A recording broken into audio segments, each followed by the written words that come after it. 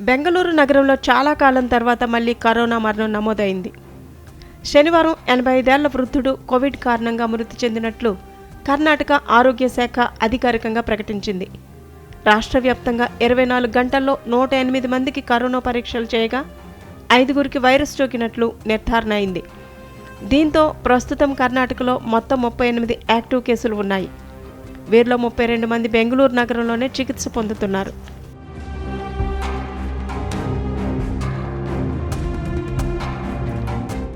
రాష్ట్రంలో కరోనా కేసులు స్వల్ప పెరుగుదలపై ఆరోగ్య శాఖ మంత్రి దినేష్ గుండూరావు స్పందించారు.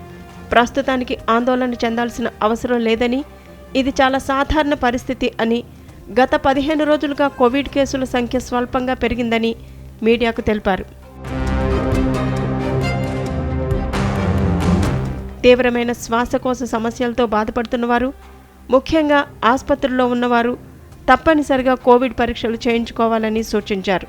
రోగనిరోధక శక్తి తక్కువగా ఉన్నవారు, గర్భిణీలు, పిల్లలు రద్దీ ప్రదేశాలకు వెళ్లేటప్పుడు జాగ్రత్తగా ఉండాలని, వీలైతే మాస్క్ ధరించాలని సలహా ఇచ్చారు. అయితే మాస్క్ ధరించడం తప్పనిసరి కాదని, ప్రయాణాలపై ఎలాంటి ఆంక్షలు లేవని స్పష్టం చేశారు.